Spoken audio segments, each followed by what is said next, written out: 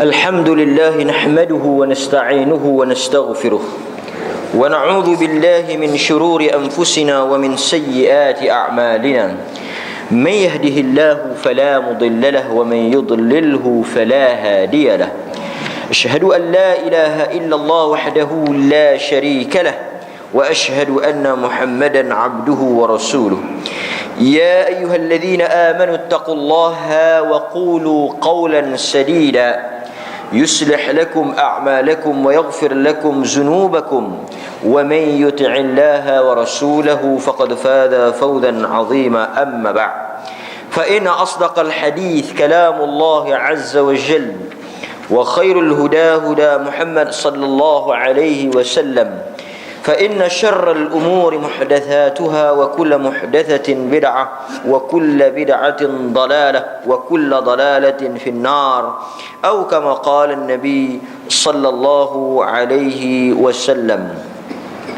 Hadirin muslimin muslimat tuan-tuan yang dirahmati oleh Allah Subhanahu wa taala, kita sambung kitab kita, pengajian kita Al-Kabair, dosa-dosa besar. Kita sampai kepada dosa yang berikutnya, iaitu dosa yang ke-49, Al-Kabirah At-Tasi'ah Wal-Arba'un. Al-Kabirah At-Tasi'ah Wal-Arba'un, dosa besar yang ke-49. Dosa besar yang ke-49 daripada 70 lebih dosa yang disusun oleh Al-Imam Az-Zahabi rahimahullahu ta'ala. Kita masuk dosa yang ke-49. Dosa yang ke-49 ini tuan-tuan, Al-Imam Az-Zahabi meletakkan iaitu dosa keluar mengangkat senjata dan mengkafirkan pelaku-pelaku dosa besar. Dia ada dua maksud di sini. Pertama, golongan yang mengangkat senjata memerangi pemerintah yang sah. Yang ini disebut dengan istilah bughah. Bughah, iaitu mereka yang keluar mengangkat senjata untuk memerangi pemerintah yang dilantik secara sah. Itu nama dia bughah. Yang kedua, wat-takfir bil kabair, kelompok yang mengkafirkan manusia kerana melakukan dosa besar. Dia ada dua di sini. Pertama, orang yang angkat senjata, tak kira lah apa jenis senjata pun, keluar memberontak untuk memerangi pemerintah Islam yang dilantik secara sah. Kedua, orang yang melihat perbuatan dosa besar, pelaku dosa besar, sebagai manusia yang terkeluar daripada Islam. Kedua-dua ciri ini ada pada satu kelompok yang dikenali dalam sejarah Islam dengan nama Khawarij. Ciri-ciri yang kita sebut tadi, pertama, angkat senjata. Kita kena tekankan angkat senjata. Keluar dalam keadaan tujuan mereka itu untuk berperang,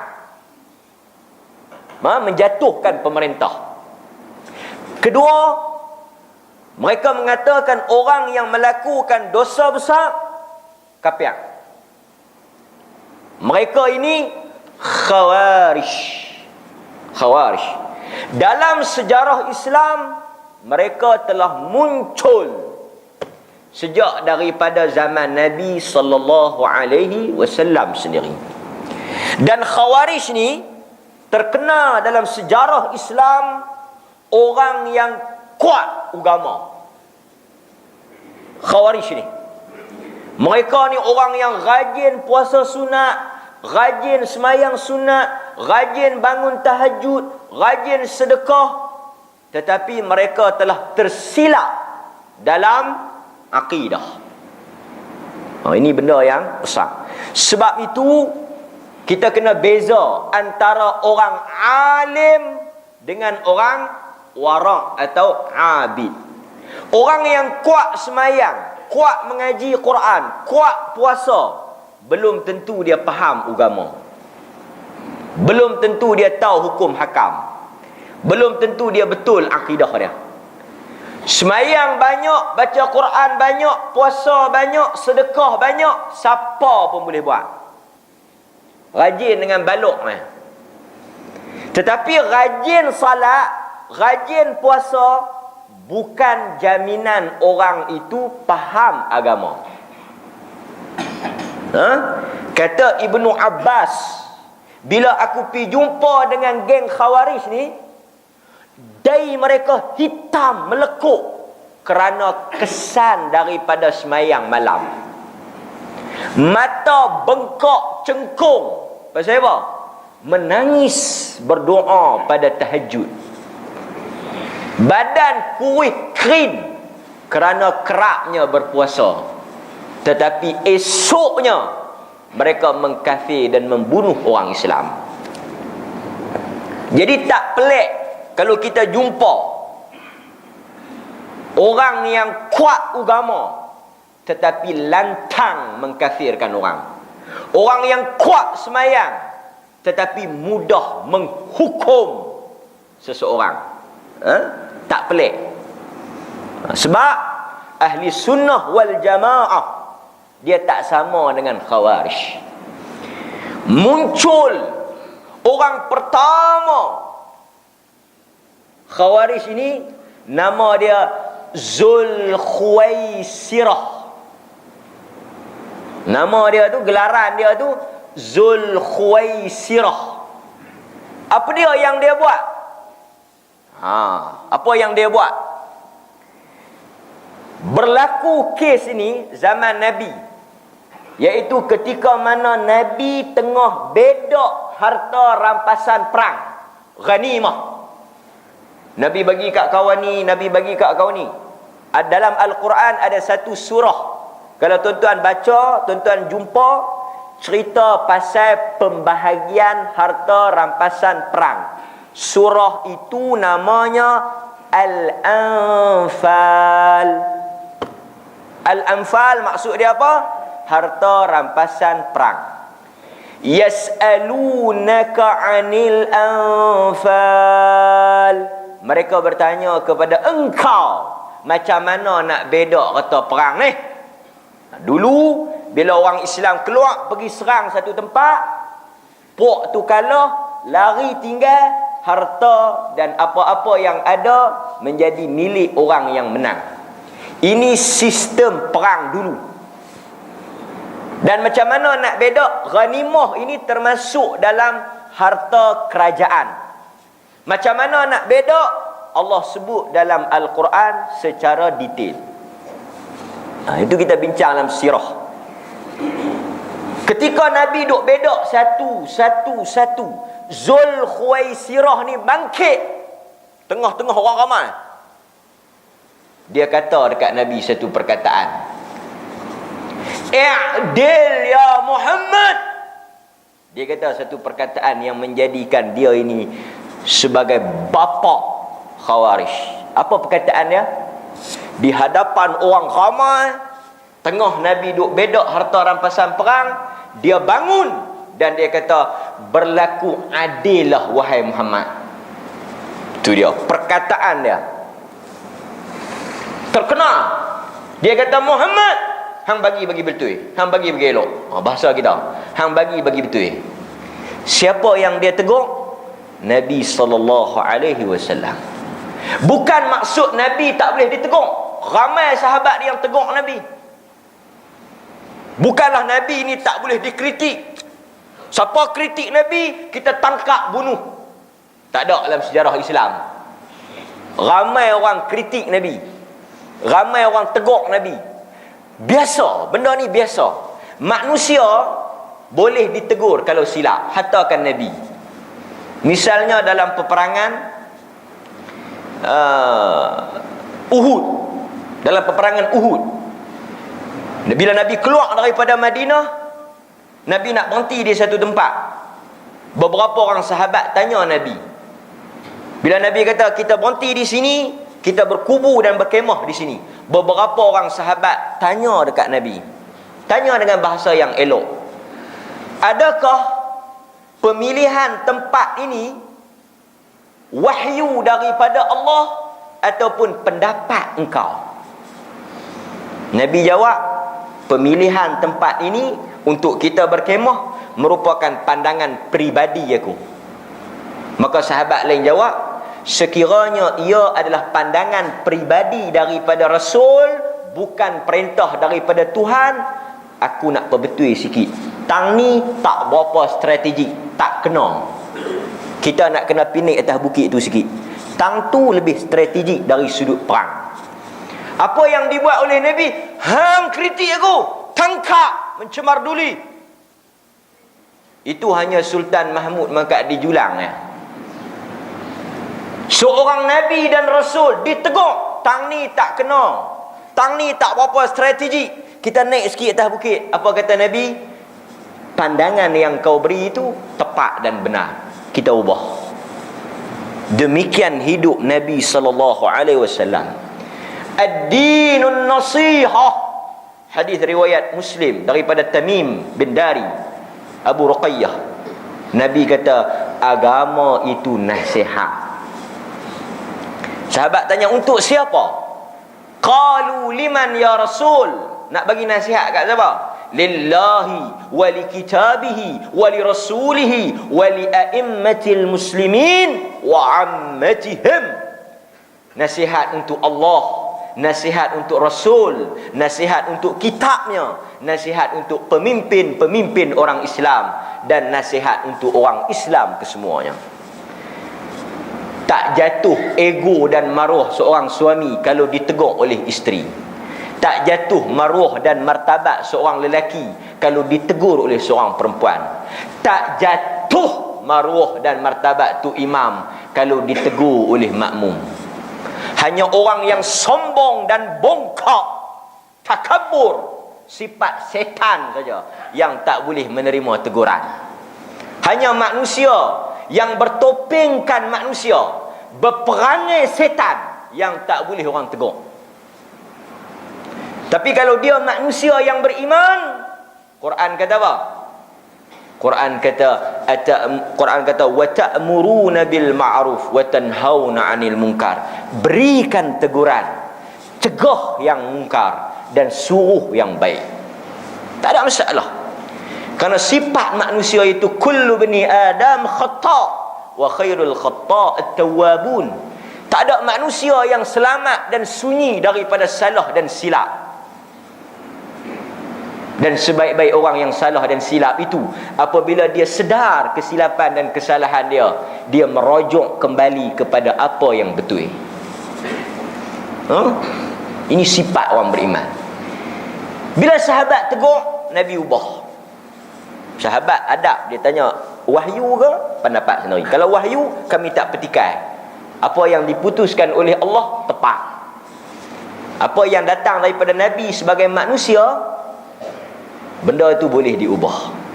Sebab itu diri Nabi, kita selalu sebut dalam kelas kita tuan-tuan, ada satu sisi dia sebagai Nabi yang kita tak boleh tokok tambah, yang kita tak boleh bantah. Apabila dia bercakap sebagai seorang Nabi, dia buat sebagai dia seorang Nabi, salat dia, haji dia, umrah dia, puasa dia, semayang malam dia, yang tu kita tak boleh nak ubah dan kita tak boleh nak petikai. Sami'na wa ata'na, kita dengar, kita ikut. Tetapi kalau dia bercakap, dia buat sebagai dia seorang manusia, as a human, bukan kerana dia seorang Nabi. Dia makan apa, dia pakai apa, dia tidur lagu mana, dia berdengkok tak berdengkok, dia suka warna apa, itu bukan agama. Kita boleh ikut dan kita boleh tak ikut. Ini benda yang kita nak kena beza. Kita nak kena beza. Sebab itu tuan-tuan, bila Zul Khuwaisirah ni tegur Nabi, dia kata, buatlah bagi betul wahai Muhammad. Nabi kata, sekiranya Muhammad ini tidak berlaku adil, siapakah manusia yang akan lebih adil daripada Muhammad ini? Dia belah keluar, dia tinggal bang majlis tu. Nabi kata akan keluar daripada tulang sulbi dia, keturunan dia, mereka yang membaca Al-Quran tapi tak keluar daripada kongkong, yang Nabi sifatkan kilabun nar, anjing neraka. Nabi panggil Khawarij ni dengan gelaran anjing neraka. Di zaman Sayyidina Ali keluar seorang yang bernama Abdurrahman bin Muljam. Kita nak kenal perangai mereka ni, kita kena baca sejarah mereka. Sekali tapi ulah tentang dosa ni. Takut perangai mereka, kelaku dan kepahaman mereka tu duk ada pada diri kita. Abdurrahman bin Muljam, siapa dia ni tuan-tuan? Individu yang tikam Sayyidina Ali sampai mati. Dia ni yang bunuh Sayyidina Ali, nama dia Abdurrahman bin Muljam. Siapa dia Abdurrahman bin Muljam ni? Jual kebab ke? Jual minyak atar ke? Abdurrahman bin Muljam orang yang paling pandai, jaguh baca Quran. Orang yang paling teror baca Quran, Abdurrahman bin Muljam. Dan dialah yang tikam sampai mati Sayyidina Ali. Ketika mana orang Mesir tulis surat kepada Umar Al-Khattab, tulis surat minta hantar guru Quran. Mereka tulis surat kepada Sayyidina Umar yang duduk di Madinah, tolong hantar mai seorang guru yang boleh mengajar Al-Quran kepada penduduk Mesir. Umar Al-Khattab tengok dalam Madinah tu orang yang paling faqih, paling pandai, tidak lain tidak bukan orang itu, namanya Abdurrahman bin Muljam. Dihantar oleh Nabi untuk jadi tekong Quran di Mesir. Tuan-tuan, kerajaan hantar wakil kerajaan, bukan cokir punya. Dia wakil Umar untuk mengajar Quran. Tetapi dia telah salah dalam akidah, menyebabkan dia termasuk daripada orang yang digelar Khawarij. Cerita mereka ni panjang, tetapi sifat mereka dua. Sifat mereka dua. Apa dia? Siapa buat dosa besar, kafir. Dan mereka ni masih ada lagi sampai sekarang. Tempat negara yang masih lagi ada fahaman ni di Oman, Muscat, Oman. Mereka ni fahaman Khawarij. Mazhab mereka Ibadiyah. Di Oman masih ada lagi kelompok ini. Mereka punya sipir senang ya. Siapa buat dosa besar, bererti dia tak ikut perintah Allah. Siapa yang tak ikut perintah Allah, bererti dia lawan Allah. Siapa lawan Allah, bererti dia kafir. Dia berbeza dengan ahli sunnah. Ahli sunnah wal jamaah, bila orang tanya pada kita, apakah kedudukan orang yang melakukan dosa besar? Ni kita ahli sunnah ni, jawab bagi ketahuan ni. Orang yang minum arak, berjudi, makan rasuah, membunuh, rogol, semua buatan dosa besar yang kita baca dalam buku ni, ada 70 lebih ni. Kalau orang tanya kita, apakah kedudukan orang yang melakukan dosa besar? Orang ahli sunnah wal jamaah menjawab apa? Yang pertama, mereka masih Islam. Orang yang melakukan dosa besar, mereka masih Muslim, Islam. Mereka Islam. Sebab orang Islam ni dia bukan sama level. Islam ada yang bagus, beriman, mukmin, muttaqin. Orang yang beriman, bertakwa, muhsin, high level. Ada yang Muslim biasa, semayang cukup 5 waktu. Ada yang semayang 5 tambah sunat, tambah tahajud, tambah qiyamul lail, puasa wajib, puasa sunat. Waktu ada. Ada juga yang semayang ni 5 waktu. Ada yang 3, ada yang 2, ada yang 1, ada yang tak langsung. Tetapi mereka masih Islam. Itu beza paling besar ahli sunnah dengan Khawarij. Kita hanya mengkafirkan ataupun mengatakan seseorang itu terkeluar daripada Islam apabila dia menghalalkan dosa tu. Tapi selama mana dia kata benda ni dosa, benda ni haram, tapi aku tak boleh nak tinggal, aku tak boleh, aku kena buat. Tapi kalau kita tanya, adakah benda ni haram, benda ni berdosa? Ya, haram, berdosa. Dia masih Islam, tetapi dia fasiq. Fasiq. Dia fasiq, tapi dia Muslim. Tapi kalau kita tanya, apa pandangan hang pada arak? Halal, tak ada masalah. Dia macam minuman lain juga. Mabuk tak mabuk itu bergantung pada peminum dia. Orang ini walaupun dia tak minum, dia kafir. Kawan tu keluar kedai kok, apa macam? Nampak ke mana? Tak ada duit. Lepas ni aku bertobat lah. Dia Islam. Tetapi Khawarij, tak ada soal, tak ada tanya, tak ada siasat. Buat dia, kafir. Buat dia, kafir. Tak semayang, tak puasa, dia tak tanya dah. Pasal hang tak semayang, wajib tak wajib? Tengok ya, kafir. Tak pakai tudung, tak tanya dah. Pasal hang tak pakai, wajib tak wajib? Kita orang yang tak pakai tudung, kita tanya lagi, wajib tak? Wajib. Pasal tak pakai? Sampai seru, nanti saya menikah, nanti saya balik Mekah. Okey, tak apa, hang fasik. Tak apa lagi, fasik. Mati masih lagi dikebumikan cara orang Islam. Pasal hang tak pakai tudung? Aku tak pakai tudung. Tudung ni budaya Arab, bukan budaya Melayu. Tudung ni sebenarnya pakaian orang-orang yang dah kolot. Tudung ni zaman moden orang tak pakai dah. Rambut ni benda yang boleh ditunjuk, kafir. Dia beza antara menghalal dengan tak buat. Sebab tu kita kena jaga-jaga. Tak semayang pasal apa? Tak dan, kalut. Tak nak semayang lah, mereka nak main order sangat. Hang Islam, tapi hang fasik. Hang pelaku dosa besar. Lepas tu bila nak semayang, nanti tak kalut dia aku pergi semayang. Berbeza dengan pasal apa hang tak semayang? Semayang boleh bagi apa? Beza. Sebab itu orang yang mengkafirkan orang, yang suka meletakkan orang ni sebagai terkeluar daripada Islam, dia termasuk daripada golongan Khawarij. Dan Khawarij ni masih lagi Islam, cuma mereka ini melakukan dosa besar. Mereka tak kafir, tapi mereka ini masih lagi daripada kalangan orang Islam.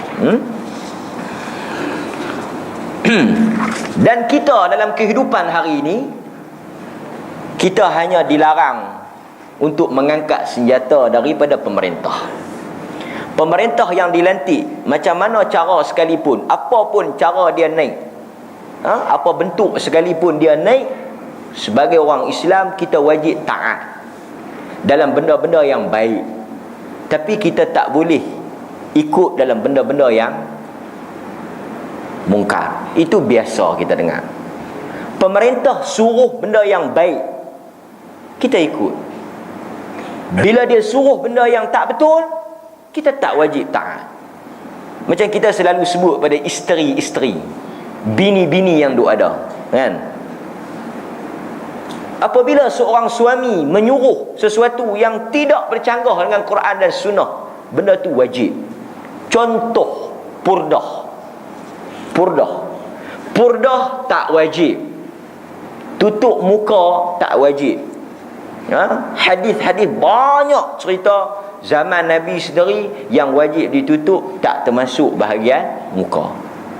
Tetapi apabila arahan berpurdah itu keluar daripada mulut suami, dia telah bertukar daripada status tak wajib kepada wajib.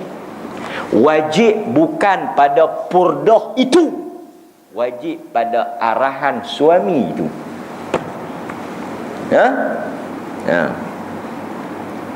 Sebab suami dia suruh pakai purdah, dan apa yang disuruh oleh suami dia itu tak bercanggah dengan Quran dan Sunnah. Dan perintah suami, hukum dia wajib. Dia kata purdah tak wajib, ustaz. Memang tak wajib asalnya, tetapi wajib apabila suami menyuruh tutup muka. Itu benda-benda yang kita nak kena ambil. Maknanya walaupun asal benda tu harus, maknanya tak wajib, tapi kalau suami suruh dia jadi wajib. Contoh, Wanita tak wajib pakai pakaian warna hitam. Mereka boleh pakai pakaian yang berwarna-warni. Nabi pernah memberikan pakaian berwarna merah kepada seorang wanita. Orang bagi pakaian kat Nabi color merah. Nabi bagi kat seorang perempuan hadiah, menunjukkan wanita harus memakai pakaian yang berwarna-warni. Tetapi kalau suami dia kata, aku tak benarkan hang pakai baju warna-warni, semua baju hang mulai daripada hari ini warna hitam, secara automatik hukum memakai pakaian berwarna-warni jadi haram untuk dia. Sebab suruhan suami tadi tak bercanggah dengan Quran dan hadis. Dia kata dah, Nabi tak wajibkan. Nabi tak wajibkan, tapi dia suruh tu benda yang tak bercanggah dengan apa yang Nabi suruh. Itu satu dua contoh simple nak bagi mudah faham. Dia banyak benda lagi. Mai majlis ilmu tak wajib. Mai mengaji ni tak wajib. Sebab apa? Mengaji ni kalau kita tak mai, kita boleh dengar kaset, boleh dengar CD, boleh baca buku. Yang wajibnya mengaji. Lagu mana itu pulang pada kita. Yang wajib menuntut ilmu. Lagu mana menuntut ilmu, ikut kita. Salah satunya mai kelas. Tetapi apabila arahan itu, hang malam ni kena ikut aku pergi mengaji, kalau dia tak mai, dia berdosa. Kalau dia tak mai, dia berdosa. Sebab dia dah tukar daripada status sunat mai majlis ilmu menjadi wajib, kerana arahan itu keluar daripada mulut seorang manusia yang bergelar suami. Saya bawa contoh suami bukan nak pertahan suami, tapi saya nak bawa contoh pemimpin dan ketua wajib ditaati selama mana benda yang mereka suruh itu masih dalam bentuk apa yang tidak bercanggah dengan Quran dan Sunnah. Kita pergi rombongan naik bas, kita lantik seorang ketua. Dia dilantik oleh rombongan itu sebagai ketua. Dia turun, dia kata semua sekali berhenti semayang jamak dan qasar. Kalau ada orang pergi buat tamam, orang itu berdosa. Siapa yang pergi semayang tamam, semayang tu sah, tapi dia buat perbuatan yang haram dan berdosa, kerana dia telah langgar arahan ulil amri rombongan itu. Tapi kalau ketua rombongan tu mangkak, hampa tak payah duk pergi semayang, hampa turun pergi makan, kita kalut dah ni, sayuk dah ni, kita tak payahlah bendul bin benguk. Turun pergi makan, naik balik, kita pilah semayang. Dia baru tahu ketua tak pergi semayang. Ketua dengan Tuhan, Tuhan lebih besar pada ketua. Saya nak bawa konsep la ta'atil makhluq fi ma'siyatil khaliq. Nabi kata apa? Tidak ada ketaatan kepada makhluk dalam benda yang salah pada Tuhan. Jadi benda-benda yang ketua pemerintah, imam ke, apa ke, ketua kampung ke, pemimpin ke, ketua rombongan ke, suami ke, bapa ke, selama mana dalam ruang lingkup arahan itu tidak bercanggah dengan kitab Allah dan sunnah Nabi-Nya, arahan itu wajib ditaati. Tapi kalau benda itu maksiat, memudaratkan, seperti dia beli racun, dia kata aku tak larat dah nak belah hampa, barang semua naik, hampa pakat jerit seorang sikit racun tikus ni, nam kita mati, tak payah duk fikir dah, aku pun pening kepala dah nak belah hampa. Kita pun mau tak mau minum juga pasal taat. Yang itu haram lah. Itu haram. Jadi bagi faham konsep ni, konsep ahli sunnah ni apa dia? Taat pada benda yang baik. Benda yang haram, benda yang salah, tidak ada ketaatan. Dan benda yang baik tak semuanya kita suka. Tapi walaupun kita tak suka, syarat dia tak bercanggah dengan Quran. Kita suka tak suka itu isu lain. Nabi kata fima ahibba wa kariha. Apa yang kamu suka tak suka, kamu kena ikut, kalau benda itu tak salah. Ada orang kadang-kadang dia tak mau pakai topi keledar, dia hangat, dia lemah, dia tak suka, tapi benda tu pun tak haram, Tuhan pun tak larang, pemerintah suruh baik untuk manfaat dia, keselamatan dia, dia wajib. Itu satu contoh mudah. Banyak lagi contoh yang kita kena ikut. Tapi kalau kita nak kritik, nak tegur, nak bantah, adakah kita khawarij? Tak. Dengan syarat kita menggunakan saluran dan cara yang betul. Contoh, ahli parlimen, mereka boleh menegur pemerintah. Pembangkang boleh kata apa yang mereka nak kata, mereka boleh tegur apa yang mereka nak tegur. Mereka adakah salah? Tak. Kalau duk pi parlimen, ya betul, ya betul, ya betul, tak jadi parlimen pula. Kita yang di kampung ni tulis surat ke, hantar mesej ke, pi jumpa berdua ke, apa-apa habaq kat wakil dia ke, kita tegur. Tegur, kritik, bagi tahu kata kita tak puas hati, agama tak larang. Di zaman Umar Al-Khattab, ada orang hantar surat mengatakan gubernur yang Umar lantik ni payah nak jumpa. Salah seorang yang kena report Muawiyah. Zaman Umar, dia tak benarkan pemimpin dia ada pintu rumah. Dia buat keluar arahan pekelilin, siapa yang aku lantik jadi pemimpin, gubernur, makna macam menteri besar lah, hampa jangan buat pintu di rumah, orang payah nak jumpa hampa. Salah seorang yang buat pintu, Muawiyah bin Abi Sufyan di Syam. Umar yang lantik dia, dia buat pintu, dia bantah, Umar pi. Umar turun pergi jumpa. Pasal apa hang buat pintu? Dan dia ada setiausaha sulit pula. Orang nak jumpa dia, kena jumpa dia punya PA. PA dia kata okey baru jumpa dia. Umar pi. Umar kata aku dapat report, dapat aduan, rakyat hang tak puas hati, payah nak jumpa hang. Pintu lah, protokol ni.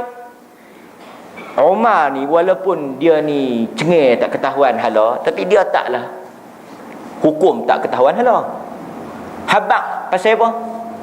Muawiyah bagi jawapan yang menyebabkan Umar kata kalau macam tu hak hang untuk buat pintu. Apakah jawapan Umar itu? Jawapan Muawiyah itu? Dia kata hang duduk di Madinah, hang tak tahu keadaan orang Syam. Gubernur dan pemimpin Syam dibunuh oleh rakyat dia. Dan aku buat pintu dan pegawai ni untuk tapih orang yang nak jumpa aku, supaya apa yang datang kepada aku itu adalah orang yang benar-benar boleh mai jumpa aku. Maknanya dia buat benda itu ada alasan, ada maksud yang dia nak habaq. Sebab dia kata di Syam ni tak sama macam Madinah, orang bagus-bagus. Di Syam ni depa mai jumpa, kalau kita buat lagu tu, siapa pun nak mai dia tikam, hang tak larang nak tukang. Maka aku buat pintu, aku buat pegawai untuk tapih dulu. Dia ni lagu mana? Dia nak masuk jumpa aku, dia bawa apa? Senjata tak senjata? Apa tujuan dia? Apa maksud dia? Lepas tu lepas ujian saringan, dia mai jumpa aku. Aku ada tujuan, bukan untuk menyusahkan orang. Umar kata kalau macam tu endorse, lulus. Dalam hal ini saya nak bagi tahu, poinnya menegur dan mengkritik siapa pun bukanlah benda yang haram dalam Islam. Cara dia, bentuk dia. Kita nak tegur tu imam pun, Quran atok tertib. Nabi kata bila imam silap, ada kata, "Oi, apa mangkak 50 tahun jadi imam, ayat ni pun tak ingat, tak dalam tarokai pun tak lepas." Adakah kita boleh kata macam tu? Walaupun teguran kita betul tak betul? Kita kata tu betul tak betul, dia silap. Betul, tapi paling tinggi pun kita boleh kata kat tu imam tu apa? Geram tak sangka dah. Tuhan kata, hampa sebutlah subhanallah. Walaupun dia teruk bacaan dia, teruk silap dia, teruk sangkut dia, tetapi adab nak tegur subhanallah, subhan. Orang perempuan lagu mana pun dia nak tegur, dia hanya membunyikan tangan. Adab, bukan tak boleh tegur, bentuk teguran itu. Sebab itu Al-Imam Syafi'i rahimahullahu ta'ala menyebut apa? Manusia yang menegur secara berdua-duaan, itulah manusia yang betul. Manusia yang tegur di hadapan orang, ia bukanlah untuk memperbetulkan aku, tetapi menjatuhkan maruah dan air muka aku. Sebab itu kalau kita ada benda-benda yang personal kita nak tegur, kita pergi berjumpa berduaan dengan kawan-kawan kita, dengan siapa-siapa kita. Benda ni tak betul. Tapi kalau disebut secara umum, tak apa. Kita jangan duk buat perangai dulu ni, perangai hutang orang tak bayar. Tak apa. Pasal umum, tak sebut nama orang. Tapi kalau kita nak kata, hang ni aku dapat laporan hutang tak mau nak bayar. Hutang pandai, berjanji pandai, tak mau nak bayar. Kita dengan dia bubuh rapat. Kita dengan dia. Habis tu habis. Ini beza tegur umum dengan tegur peribadi. Tegur peribadi. Kita nak tegur bini dah, balik pergi tegur di rumah. Aku tengok hang tadi makan berdiri, tak elok lagu tu. Kita dengan dia dalam bilik, sudah. Tak payah. Oi, duduk duduk ajak lama tak hati. Itu orang biadab. Biadab. Agama tak pernah ajak macam tu. Kita tegur berdua. Terutama orang yang ada kedudukan, orang yang besar, orang yang tinggi, dia ada maruah dia. Siapa pun kita tegur macam tu. Tegur tak salah. Tapi kalau sampai angkat senjata, nak pergi serang, nak pergi tembak, nak pergi bunuh, yang tu bukan nak tegur. Yang itu nak menjatuhkan pemerintah, itu hukum dia haram. Hukum dia haram. Okey. Yang kedua, melakukan dosa besar di sisi ahli sunnah, sebagaimana kita sebut tadi, mereka belum kafir. Dan bila mereka mati, mereka ni duduk tahu mana ustaz? Orang yang melakukan dosa besar, bila mereka mati, mereka diserahkan kepada Allah Azza wa Jalla. Allah Ta'ala boleh mengampunkan dosa mereka, Allah Ta'ala boleh mengazab mereka. Tapi yang pasti, mereka tidak akan duduk kekal dalam neraka. Itu pasti. Siapa-siapa yang buat dosa besar, dia mati, Tuhan boleh kata, hang pergi masuk syurga.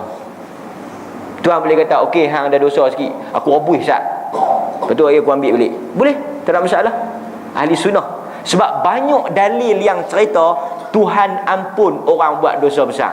Salah satunya yang kita rajin duk dengar. Siapa dia? Hadis riwayat Imam Bukhari, cerita pelacur Bani Israel. Dia ni pelacur. Pelacur ni faham-faham lah kerja dia apa. Takkan pelacur ni ajak Quran. Takkan pelacur ni buat travel umrah. Takkan pelacur ni jual ayak jampi. Pelacur kerja pelacur lah. Dia ni pelacur. Bila pelacur dia apa dia? Pelaku dosa besar. Fasiq. Dia mati. Nabi kata apa? Dia masuk syurga. Dia masuk syurga. Ahli sunnah kata, orang buat dosa besar tak kekal dalam neraka, Tuhan boleh hantar dia masuk syurga. Satu lagi, hadis Bukhari juga, kita baca dah. Orang yang bunuh 100 orang. Hak ni lagi dahsyat. Bunuh 100 orang. Tak dan bertaubat, tak dan semayang, tak dan baca Quran, baru duduk berjalan, mati tengah jalan. Masuk mana? Masuk syurga. Kita yang buat dosa besar ni, bunuh orang pun seorang pun tak kata ada peluang nak masuk syurga. Maka itu prinsip ahli sunnah. Prinsip ahli sunnah. Sebab itu kita kurangkan tengok cerita-cerita bertajuk tanah kubur. Mengarutnya.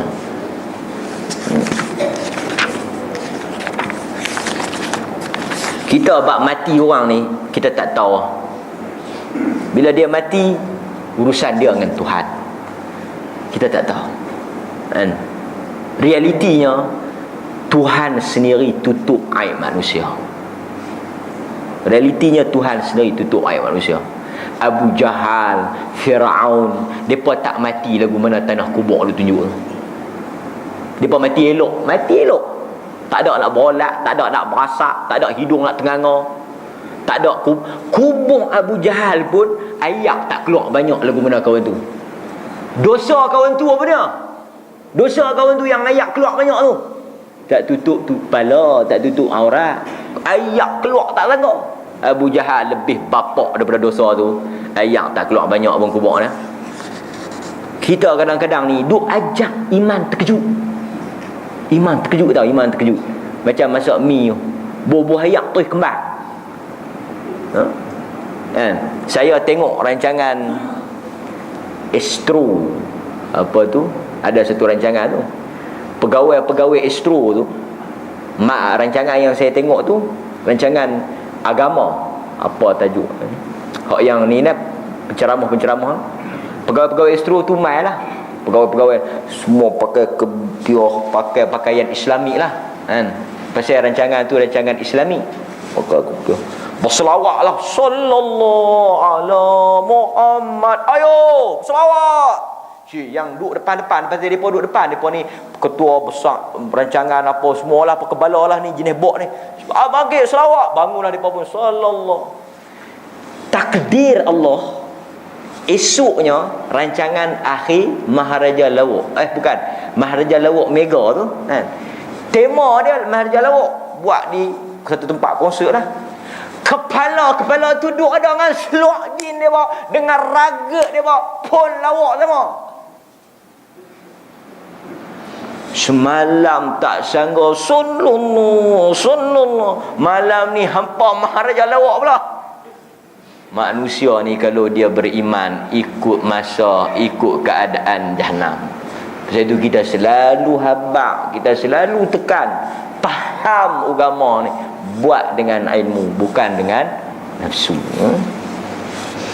Okey, habis bab tu, kita masuk kepada dosa besar yang ke-50, al-kabirah al-khamsun, dosa besar yang ke-50, aziyatul muslimin wa syatamuhum. Dosa besar yang ke-50 iaitu orang yang menyakiti orang Islam dan yang mengutuk dan menghina mereka. Orang yang menyakiti orang Islam dan orang yang menghina mereka, maknanya orang yang suka memperlecehkan orang, menjatuhkan maruah orang, mempermainkan orang, memperlekehkan orang, menganggap manusia ni hina, menganggap ada darjat di kalangan manusia, memandang manusia dengan pandangan yang selekeh. Semua itu termasuk daripada dosa besar. Dan dosa ni dia melibatkan urusan kita dengan orang, yang mana salah satu daripada syarat taubat yang disebut oleh Al-Imam Nawawi, kalau benda itu ada hubung kait dengan orang, taubat itu tidak akan diterima sehinggalah istahallahu, dia meminta maaf dan meminta ampun halal di atas apa yang telah dia keluar terhadap kawan tu. Kan pak syarat taubat tu menyesal, tak ulang balik, benci perbuatan tu. Dan yang keempat, kalau ada sangkut paut dengan orang, kena mengena dengan orang lain, dia mesti nak bertaubat. Syarat dia pulangkan balik, bayar balik, serah balik, minta maaf balik, barulah taubat itu dianggap sempurna. وَالَّذِينَ يُؤْذُونَ مِنَ الْمُؤْمِنِينَ وَالْمُؤْمِنَاتِ بِغَيْرِ مَا اكْتَسَبُوا فَقَدِ احْتَمَلُوا بُهْتَانًا وَإِثْمًا مُبِينًا. Dan orang yang menyakiti orang-orang yang beriman dan orang-orang yang beriman, wanita dan lelaki, dengan sesuatu yang mereka tidak lakukan, sesungguhnya mereka telah menanggung pembohongan dan dosa yang besar. Wala tajassasu wala yaghtab ba'dukum ba'dha. Dan janganlah kamu mengintip, mencari-cari kesalahan orang lain, dan janganlah kamu mengumpat sebahagian dengan sebahagian yang lain. Ya ayyuhalladzina amanu, wahai orang-orang yang beriman, la yaskhar qaumun min qaumin asa an yakuna khairan minhum. Janganlah kamu mengherdik dan menghina, memandang rendah suatu kaum dengan kaum yang lain. Boleh jadi kaum yang kamu pandang hina dan lekeh itu lebih baik daripada kamu. Sebab itu orang beriman ni, dia sentiasa tawadhu', dia sentiasa rendah diri, tak sombong, tak belagak. Kadang-kadang Tuhan lempak orang main masjid ni lebih awal daripada orang yang tak main masjid. Cerita dua orang lah, hadis Bukhari. Seorang tu ahli syurga, amalan dia bagus, semayang, puasa, baik. Seorang lagi tu jakun, jahat, tak semayang, Apa kata ahli syurga tu kepada ahli neraka tu? Dia kata apa? Dia kata, tengok pada hang ni, hadis Bukhari tu sebut, tengok pada hang ni, perangai dan amalan hang ni, Tuhan takkan ampun dosa hang. Dan kalau hang mati, tempat hang confirm neraka. Itu perkataan dia. Nabi cerita, apabila kedua-duanya mati, orang yang sebut benda yang tak baik kepada seorang lagi tu, melihat sebaliknya berlaku. Dia berada dalam neraka, dan kawan tu yang dihina dan dia anggap kata ahli neraka tu berada dalam syurga. Dan Nabi cerita dialog perbualan di antara dua orang ni. Ahli neraka bertanya kepada Tuhan yang masuk neraka, pasal apa dia ni duduk di sana dan aku yang duduk di sini? Sebab di dunia aku yang buat amalan di sana, dia yang buat amalan di sini. Apa kata Tuhan? Sepatah ya Tuhan jawab, hang telah lebih dulu daripada aku menghukum dan menentukan seorang itu neraka atau syurga. Nak tentukan taubat tak taubat, ampun tak ampun, kerja aku, hak aku. Aku nak ampun tak ampun, layak tak layak, masuk tak masuk, bagus tak bagus, baik tak baik, kerja aku. Hang ambil alih apa yang menjadi hak aku, aku tukar daripada apa yang hang sangka kepada apa yang aku hukum. Hang sangka lain, aku hukum lain. Tuhan nak ajak dia, kita jangan menilai dan menghukum manusia. Hadis ini sahih, diriwayatkan oleh Al-Imam Al-Bukhari. Jaga tuan, jaga. Kita jangan ada perasaan pandang hina pada manusia. Apapun latar belakang sejarah hidup dia, afallahu amma salaf, Allah ampun dosa dulu. Ramai yang main mengaji ni, saya tahu sikit sebanyak latar belakang. Sama ada dia cerita sendiri mai jumpa saya, atau diceritakan oleh orang lain yang kenal dia.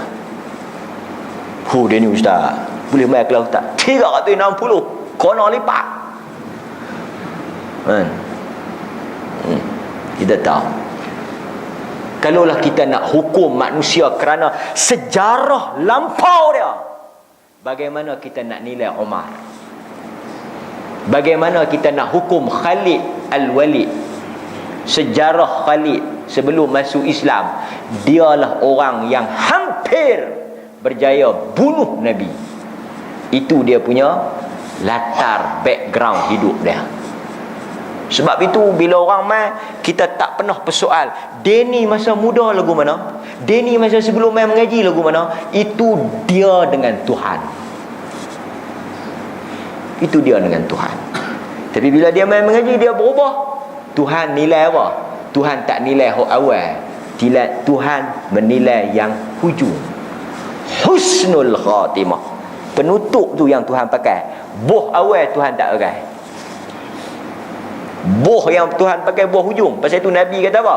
Man kana akhiru kalamihi. Nabi kata siapa yang last. Nabi tak kata siapa yang awal. Tengok lah hadis riwayat Imam Muslim tu, Nabi kata siapa yang last word, perkataan terakhir, bukan perkataan hak awal.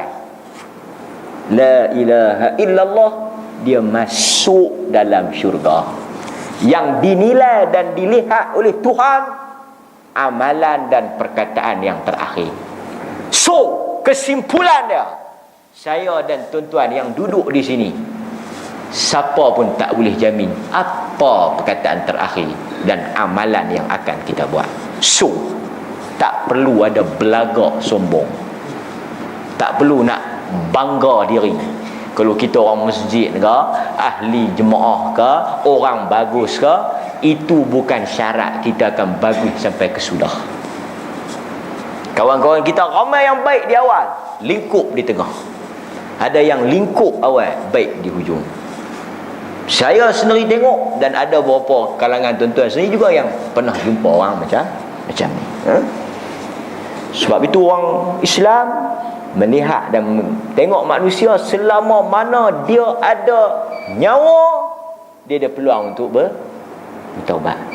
Saya baru-baru ni pergi ceramah di satu college pertanian di Bukit Tangga.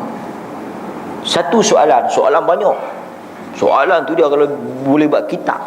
Soalan pelik-pelik macam-macam tapi syok. Soalan yang mereka nak tahu. Mereka bukan nak belagak. Mereka tanya tu mereka nak tahu. Salah satu soalan yang mereka tanya, budak-budak ni, kalau tengok muka tu dah rebus tak empuk. Pakai pressure cooker pun tak boleh pi. Tengok muka. Salah satu soalan yang sampai dan saya curi juga nak jawab walaupun masa tak banyak. Soalan yang menyentuh hati saya. Dia kata, "Ustaz, ada orang yang tak berani nak sembahyang taubat kerana dia anggap dan dia rasa dia akan buat balik. Dia tak berani untuk sembahyang taubat, dia tak berani untuk bertaubat kerana dia yakin dan dia tahu dia akan buat balik benda tu." Apa jawapan kita? Kita ambil apa yang Tuhan jawab. Dalam hadis Qudsi riwayat Imam Muslim, Allah yang jawab soalan orang macam ni. Allah kata apa? "Aku ada seorang hamba yang dia buat dosa, dia bertaubat. Dia buat pula, dia bertaubat. Dia buat kali ketiga, dia bertaubat. Dia ulang, dia bertaubat. Aku mengampunkan dosa dia setiap kali dia buat, setiap kali dia bertaubat, walaupun dia ulang balik perbuatan itu." Sebab apa? Tuhan habang. Kerana dia setiap kali dia buat dosa, dia bertaubat, dia masih percaya bahawa dia ada Tuhan yang Maha Pengampun. Dia bersangka baik dengan aku. Dia yakin aku Maha Pengampun. Sebab itu tiap kali dia buat, tiap kali dia bertaubat, aku ampunkan dosa dia. Hadis ini menunjukkan selama mana manusia itu ada peluang, banyak mana pun dia buat dan dia bertaubat, bukan masalah untuk Tuhan ampunkan buat benda tu. Mudah-mudahan sikit mukadimah tentang hadis ini, cerita ini menyebabkan kita tak menilai, menghina dan memandang serong pada orang lain. Kita bagi laluan pada azan. Kalau tentu ada soalan kita boleh jawab insya-Allah taala. Okey, bismillah, alhamdulillah. Ada beberapa soalan yang kita jawab yang ringkas, yang tak ambil masa panjang. Doa dan zikir yang dibaca setelah daripada azan. Ini saya dah sebut. Pertama tuan-tuan, azan bila muazzin bang, untuk Bilal bang, kita jawab apa yang disebut. Nabi kata faqulu ma yaqul, atau faqulu ma qal. Sebut atau baca apa yang dia baca. Melainkan pada kalimah hayya 'alas salah, hayya 'alal falah. Di situ Nabi sebut ada bacaan khusus, la haula wala quwwata illa billahil aliyil azim. Adapun Allahu akbar, tidak ada beza, kita jawab macam tu. Untuk doa selepas daripada azan, ada beberapa amalan yang sabit dalam hadis yang sahih.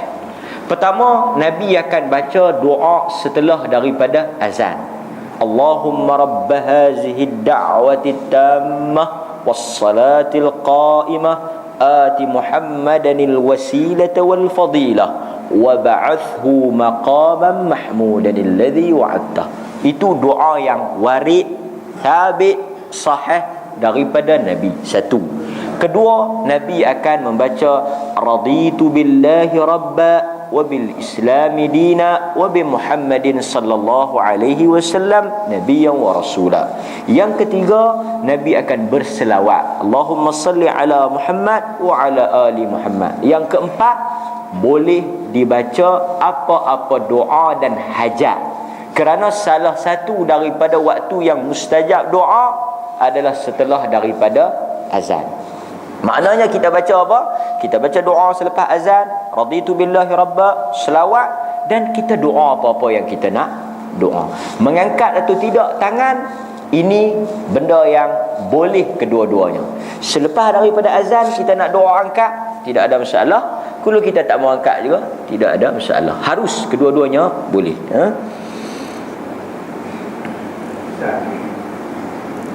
Yang selawat tu, adakah dia baca sekali ataupun baca? Pasti diikuti dengan doa azan. Macam mana? Yang baca selawat tu, Aha. macam dia baca tahiyat. Allahumma salli ala Muhammad wa ala ali Muhammad kama sallaita ala Ibrahim wa ala ali. Macam tu? Ataupun dia baca tahiyat Muhammad wa ala Muhammad. Okey. Diikuti dengan Doa azan dan sebagainya. Lafaz salawat, bila kita faham salawat, paling ringkas Allahumma salli ala Muhammad wa ala ali Muhammad. Itu paling ringkas, paling lengkap, sebagaimana yang kita baca dalam tasyahud, tahiyat. Allahumma salli ala Muhammad wa ala ali Muhammad kama sallaita ala Ibrahim wa ala ali Ibrahim.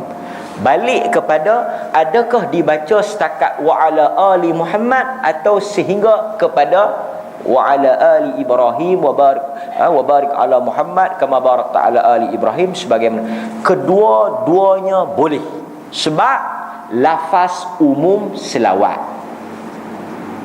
Bila Nabi kata selepas daripada azan, kamu membaca doa selepas azan, membaca raditu billahi rabba, dan membaca selawat kepadaku. Apabila Nabi guna perkataan selawat ke atasku, kita boleh pilih yang paling singkat, Allahumma salli ala Muhammad wa ala ali Muhammad, ataupun kita boleh pilih yang paling lengkap. Kedua-duanya ni, sebab lafaz umum selawat kepadaku. Kalau lain lah, kalau Nabi guna selawat dan berselawatlah kamu kepadaku sebagaimana tasyahud, sebagaimana selawat dalam tasyahud. Yang tu kita kena ambil penuh. Sebab tu ayat Quran kata innallaha wa malaikatahu yusalluna 'alan nabiy ya ayyuhallazina amanu sallu 'alaihi wa sallimu taslima. Bila Tuhan suruh kita selawat umum, dia suruh kita selawat. Selama mana selawat-selawat yang ada dalam Quran dan hadis, kita boleh. Memada kita Nabi Allahumma salli ala Muhammad wa ala ali Muhammad. Sallallahu ala Muhammad itu bukan selawat. Sallallahu ala Muhammad itu adalah ucapan Allah berselawat kepada Nabi. Itu hanya ucapan. Tapi selawatnya Allahumma salli ala Muhammad wa ala ali Muhammad. Itu tidak ada masalah. Selawat ni ada 9 ke 10 bentuk. Kita boleh pilih. Tidak ada masalah. Apa yang Allah salam alam dengan alai dan masa dia hidup dan adakah khas untuk yang dibuat solat dalam alam dan Okey, macam mana kita baca? Hanya untuk dalam sembahyang ke ataupun di luar sembahyang pun kita baca macam tu? Okey, dia macam ni. Itu adalah lafaz salam kepada Nabi. Lafaz salam kepada Nabi. Dia macam ni. Tasyahud tu dia ada 3-4 pecahan. Pertama, tasyahud tu. Tasyahud tu sendiri. At-tahiyyatu lillah. Sebab tu dipanggil tahiyat. Itu rangkap pertama, pecahan yang pertama. Kedua, tasyahud. Asyhadu an la ilaha illallah, kan? Kita baca at-tahiyyatu lillah was-salawat thayyibat. Tuan-tuan mungkin baca at-tahiyyatul mubarakatus salawat. Itu pun banyak riwayat. Tak ada masalah. Tapi ada orang yang baca at-tahiyyatu lillah was-salawat thayyibat, tu satu. At-tahiyyatul mubarakatus was-salawat thayyibat, tu satu. Ada 2-3 lagi. Okey, itu dia panggil rangkap tahiyat. Pasal itu kita sebut dengan tahiyat. Lepas tu kita akan bersalam, memberikan lafaz salam pada Nabi. Itu pecahan kedua, salam. Pecahan ketiga, tasyahud. Asyhadu an la ilaha illallah wa asyhadu anna Muhammadar Rasulullah. Itu satu yang selalu kita baca. Ada riwayat juga yang sebut Nabi baca asyhadu an la ilaha illallah wa asyhadu anna Muhammadan abduhu wa rasuluh. Itu rangkap apa? Rangkap tasyahud. Pecahan yang keempat, salawat. Pecahan yang kelima, doa. Maknanya dalam tahiyat tasyahud tu ada gabungan benda-benda ni. Yang ditanya oleh saudara kita tadi ni, lafaz salam pada Nabi. Apa cerita dia? cerita dia ada dua cara baca. Satu yang dibaca sendiri oleh Nabi, iaitu Nabi baca Assalamu alayka ayyuhan nabi wa rahmatullahi wa barakatuh. Itu dibaca oleh Nabi sejak daripada disyariatkan salat sampailah dia wafat. Datang satu riwayat lain yang sahih, bukan daripada Nabi, daripada siapa? Abdullah bin Mas'ud, sahabat Nabi. Riwayat yang baca lain ni daripada Abdullah bin Mas'ud. Dia kata apa? Ketika Nabi hidup, kami membaca Assalamu alayka ayyuhan nabi. Setelah Nabi wafat, kami membaca Assalamu alan nabi. Apa beza dia? Beza dia alayka, ucapan kepada orang hidup, alan nabi, kepada orang yang dah meninggal. Jadi kita tak boleh sebut Assalamu alayka, sebab di situ ada unsur menyeru orang yang telah wafat. Ya Rasulullah, tak boleh, sebab Nabi dah wafat. Kita tak boleh menyeru orang yang dah mati. Dia termasuk dalam amalan yang syirik. Hatta kan Nabi sendiri, sahabat tak pernah ketika perang duk pergi, ya Rasulullah tolonglah kami, ya Rasulullah mailah tolong kami. Tak pernah. Depa pergi perang, depa minta kepada Allah. Jaga-jaga. Abdullah ibn Mas'ud dia kata, bacaan setelah Nabi wafat Assalamu alan nabi. Ulama bincang yang mana betul. Setengah ulama pegang Assalamu alayka ayyuhan nabi boleh dibaca, sebab Nabi tak ubah bacaan itu. Sehingga dia wafat, dia tak tukar. Dia tetap dengan bacaan itu. Kalau kena tukar, maksudnya hak ni hampa baca waktu aku ada, kalau aku tak ada hampa baca lagu ni, dia tak kena habaq. Ni dengar ulama yang kata tetap bacaan lagu mana Nabi baca. Dia tak pernah ubah, dia tak pernah tukar, dia tak pernah wasiat. Kita tak payah ubah. Ulama yang ambil riwayat Abdullah ibn Mas'ud ni kata apa? Abdullah ibn Mas'ud tidak akan berani mereka dan buat sesuatu, kata sesuatu, melainkan benda tu dia dengar daripada Nabi. Faham tak? Tuan-tuan dapat tak? Dia punya point. Tak mungkin Abdullah ibn Mas'ud nak ubah bacaan itu berdasarkan pada diri dia, melainkan memang dia dengar daripada Nabi, dia seorang, dia dapat benda tu dan dia habaq. Maknanya Nabi habaq dekat dia, suruh tukar. So ulama buat kesimpulan, sesiapa yang nak pegang dengan riwayat asal, sebab sahabat lain tak ada sebut benda ni. Dan benda ni tak pelik. Pasal apa? Bukan semua orang dapat benda yang Nabi habaq. Orang yang rajin ikut Nabi, duduk dengan Nabi, mungkin dia dapat banyak. Orang yang tak duduk dengan Nabi, benda ni macam yang main kelas kerak, tak pernah punting, dapat banyak, tahu banyak, ingat banyak, dengar banyak. Orang yang main kadang-kadang mungkin tak dapat banyak, biasa. Tapi ulama kata siapa yang nak pegang dengan riwayat asal, tidak ada masalah, kerana tidak ada hadis riwayat yang kata Nabi ubah. Tu.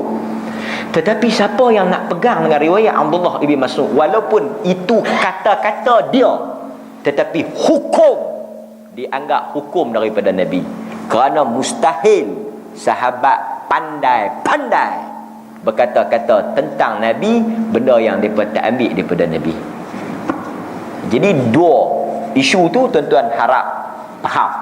Kalau siapa yang baca Assalamu alaikum ayyuhan nabi, tidak ada masalah. Assalamu ala nabi, tidak ada masalah. Cuma ada ulama kata yang ni lebih selamat, lebih tepat, lebih kuat, lebih latest terkemudian. Yang ni yang belakang. Ada kata yang ni yang Nabi baca, dia wafat pun dia duk baca hak ni. Terpulang.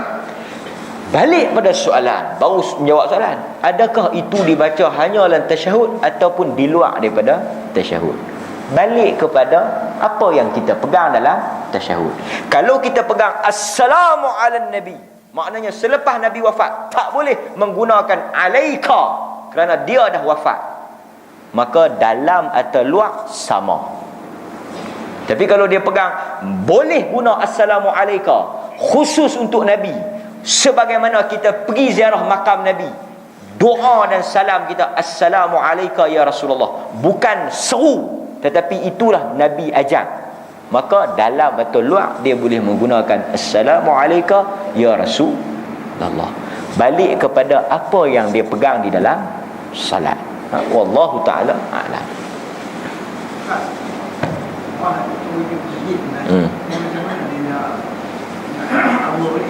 Orang yang curi duit masjid tu, dia kena bayar balik segala amount yang dia curi. Dia kena ingat. Kalau dia tak ingat, dia ambil jumlah yang paling besar yang dia ingat. Kalau dia kata antara 200 dengan 300, dia ambil 300. Dia kena ambil. Dia bayar balik macam dia bayar hutang dengan orang lain. Tak ada masalah. Sekiranya dia pun tak tahu masjid mana yang dia ambil, kan? Dia pun banyak masjid dia curi. Masjid mana dia masuk, masjid mana dia ambil, dia boleh sedekah pada mana-mana masjid. Dia boleh sedekah pada mana-mana, sebab orang yang sedekah itu tidak meniatkan masjid itu.